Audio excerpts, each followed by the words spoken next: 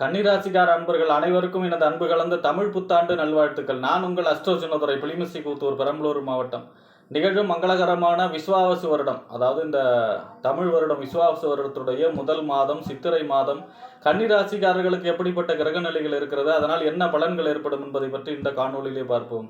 இதுபோன்று தொடர்ந்து தமிழ் மாத ராசி பலன்களை தெரிந்து கொள்ளவும், ஜோதிட தகவல்களை தெரிந்து கொள்ளவும் நமது சேனல் அஸ்ட்ரோ சின்னதுரையை சப்ஸ்கிரைப் செய்து கொள்ளுங்கள், லைக் பண்ணுங்க, நண்பர்களுக்கு ஷேர் பண்ணுங்க. அதாவது பார்த்தீங்கன்னா, சூரியன் மேஷ ராசியில் உச்சமாகி சஞ்சரிக்கக்கூடிய காலம்தான் இந்த சித்திரை மாதம். சித்திரை மாதம் 10ஆம் தேதி பார்த்தீங்கன்னா வாஸ்து நாள். வருஷத்துக்கு 8 நாள் தான் வரும். இந்த மாதம் 10ஆம் தேதி வாஸ்து நாள் வருது. அதாவது கிரக ஆரம்பம், வீடு மனை கொள்றாங்க இல்லையா, அது செய்வதற்கு சிறப்பு. சித்திரை மாதம் 17ஆம் தேதி அட்சய திருதியை, அதாவது பார்த்தீங்கன்னா தங்கம் வாங்குவதற்கும் கௌரி அம்பாள் பூஜை செய்வதற்கும் சிறப்பான நாள். சித்திரை மாதம் 29ஆம் தேதி சித்ரா பௌர்ணமி. அன்றைய தினம் பார்த்தீங்கன்னா சித்திரகுப்த பூஜை, அதாவது யமனுடைய கணக்காளர் இருக்கார் இல்லையா, நம்மளுடைய எல்லா கணக்கு வழக்கையும் பார்க்குறது அவருடைய பூஜை. அவங்களுடைய இஷ்ட தெய்வத்துக்கு விரதம் இருந்து வழிபாடு செய்யும் பொழுது நினைத்த காரியம் கைகூடக்கூடிய நாளாக இருக்கும் இந்த சித்ரா பௌர்ணமி, சித்திரை மாதம் 29ஆம் தேதி. அடுத்ததாக பார்த்தீங்கன்னா சித்திரை மாதம் 31ஆம் தேதி குரு பெயர்ச்சி. அதாவது பார்த்தீங்கன்னா இந்த ரிஷப ராசியில் ஒரு வருஷமாக சஞ்சரித்து பயணத்தை முடித்து மிதுன ராசிக்கு பெயர்ச்சி ஆகிறார். சித்திரை மாதம் 31ஆம் தேதி குரு பெயர்ச்சி பலனாக தனியாக பார்ப்போம். இந்த சித்திரை மாதத்தை பொறுத்த வரைக்கும் சித்திரை அப்பன் தெருவில் நிற்பான் அப்படின்னு சொல்லுவாங்க. ஏன் அப்படின்னா, சூரியனுடைய சித்திரை மாதங்கிறது சூரியன் உச்சமாகக்கூடிய மாதம். சூரியனுடைய அதிதேவதை சிவபெருமான். சிவபெருமானுக்கு திருவிழா நடக்கக்கூடிய காலம்தான் இந்த சித்திரை மாதம். அப்போ சித்திரை மாதத்தில் சிவபெருமான் வீதி உலா வந்து அருள்பாலிப்பார், தெருவுக்கு வந்து அருள்பாலிப்பார். அதான் சித்திரை அப்பன் தெருவில் நிற்பாங்கிறது. மற்றபடி குழந்தை பிறப்புக்கும் இதுக்கும் சம்பந்தம் இல்லை.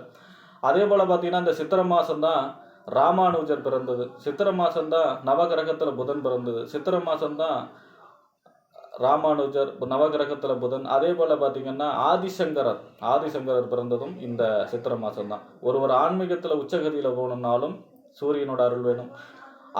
அரசாங்கத்தில் உச்சத்தில் இருக்கணும்னாலும் சூரியனோட அருள் வேணும். அதே போல் மருத்துவத்துறையில் ஒருத்தர் உச்சத்துக்கு போகணும் அப்படின்னாலும் சூரியனோட அருள் வேணும். ஆக இப்படிப்பட்ட சூரியன் உச்சமாகக்கூடிய இந்த சித்திரை மாதத்தில் சித்திரை மாதம் 21ஆம் தேதிக்கு பிறகு அக்கினி நட்சத்திர தோஷம் ஆரம்பம். அதனால் அதில் வந்து சுபகாரியத்தை தவிர்ப்பது நல்லது. இந்த சித்திரை மாதத்தில் பொறுத்த வரைக்கும் கன்னி ராசிக்கு உங்கள் ராசிநாதன் புதன். உங்கள் ராசிக்கும் 10ஆம் இடம், தொழில் புகழ் அந்தஸ்து கௌரவம்னு சொல்லக்கூடிய 10ஆம் இடத்துக்கும் புதன் தான். உங்கள் ராசிக்கும் 10ஆம் இடத்துக்கும் ஆகிய புதன் 7ஆம் இடத்துல சஞ்சரிக்கிறார், நீசமாய் சஞ்சரிக்கிறார். நீசமங்க ராஜயோகமாக சஞ்சரிக்கிறார். ஏன்னா அங்கே வந்து சுக்கரன் உச்சமாக இருக்கிறதுனால. எது வரைக்கும்? 23ஆம் தேதி வரைக்கும். பொதுவாக ராசிநாதன் 7ல் சஞ்சரிப்பது திருமணம் சம்பந்தமான முயற்சி கைகூடும், குழந்தை பிறப்பு இருக்கும், கரு உண்டாகக்கூடிய அமைப்புக்கு, நண்பர்கள் மூலமாக அனுகூலங்கள், கூட்டுத்தொழில் உள்ள அனுகூலங்கள், ஆதாயங்கள். அதே போல் கூட்டுத்தொழிலில் வாடிக்கையாளர் ஸ்தானம் 7ஆம் இடம் தான். இப்போ வாடிக்கையாளர்கள்லாம் தொழிலில் பெருகி வருமானம் பெறக்கூடிய அமைப்பாக இருக்கும். ஏன்னா 7 வந்து கூட்டுத்தொழில், 10ஆம் இடங்கிறது தொழில் ஸ்தானம். 10ஆம் இடத்து அதிபதி 7ல் இருக்காருன்னா தொழில் சம்பந்தமான வளர்ச்சி பிரமாதமாக இருக்கும், திருமணம் கைகூடும், வாழ்க்கை துணை வழி அனுகூலங்கள், ஆதாயங்கள் ஏற்படக்கூடிய அமைப்பு. இந்த மாதிரியான யோகத்தை சொல்லலாம். நீச்சபங்க ராஜயோகமாக இருக்கிறதுனால 23ஆம் தேதிக்கு பிறகு 8ஆம் இடத்துல சூரியனோடு சேர்ந்து மறைகிறார். பொதுவாக ராசிநாதன் 8ல் மறைகிறார் அப்படின்னா கொஞ்சம் கவனமாக இருக்க வேண்டும். வண்டி வாகனங்களில் கவனமாக இருக்குது. நம்ம ஒப்பந்தம், கையெழுத்து, இந்த மாதிரியான விஷயங்கள் யாராவது கேட்டாங்கன்னா ஜாமீன் கையெழுத்து போடுங்கன்னு கேட்டால் ரொம்ப கவனமாக இருக்க வேண்டும்.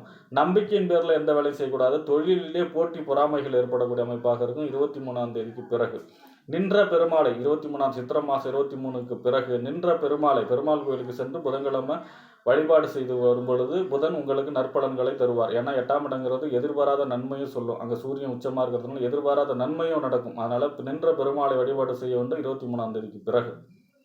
அடுத்ததாக பார்த்தீங்கன்னா, உங்கள் ராசிக்கு 2ஆம் இடம், வாக்கு, தனம், குடும்பம், வருமானம் அப்படின்னு சொல்லக்கூடிய 2ஆம் இடத்திற்கும் 9ஆம் இடம் என்று சொல்லக்கூடிய தந்தை ஸ்தானம், பாக்கியஸ்தானம், தொலைதூர பயணம், அதே உயர்கல்வி ஸ்தானம், இந்த 2க்கும் 9ஆம் இடத்திற்கும் உடையவர் யாருன்னா சுக்கரன் 7ஆம் இடத்துல உச்சமாகி இந்த மாதம் ஃபுல்லாக சஞ்சரிக்கிறார். 2, 9 எப்பெல்லாம் சம்பந்தப்படுதோ எதிர்பாராத தனலாபம், எதிர்பாராத அதிர்ஷ்டம், எதிர்பாராத வருமானம் ஸ்தானம் 2ஆம் இடம். ஏன்னா 2ஆம் இடம் வாக்கு, தனம், குடும்பம், வருமானம். அப்போ எதிர்பாராத வருமானம் அதாவது நீங்கள் கடன் கொடுத்து அந்த வராத கடன்லாம் வந்து சேரும், அல்லது நீங்கள் கேட்ட இடத்துல கடன் கிடைக்கக்கூடிய அமைப்பு, பொருளாதார சம்பந்தமான ஒரு வளர்ச்சி இருக்கக்கூடிய அமைப்பு, வருமானத்திற்கான வழி பிறக்கக்கூடிய அமைப்பு. அதே போல் 9ஆம் இடத்து அதிபதி 7ல் இருக்காருன்னா திருமணம் கைகூடும், காதல் ஏற்படும், காதலில் வெற்றி ஏற்படவும், திருமணத்தை வாழ்க்கை துணையை கண்டுபிடிக்கக்கூடிய அமைப்பு, வாழ்க்கை துணை வழி அனுகூலங்கள் பாக்கியங்கள் எல்லாம் சேரக்கூடிய அமைப்பு. அதே போல் பார்த்தீங்கன்னா வெளிநாடு சம்பந்தமான முயற்சிகள் அனைத்தும் கைகூடக்கூடிய அமைப்பு. இது மாதிரியான யோக பலன்களையே சொல்லலாம். ஏன்னா சுக்கிரன் 7ஆம் இடத்துல உச்சமாகி உங்கள் ராசியை பார்க்குறாரு, உங்கள் ராசியில் கேது இருக்காரு கூட.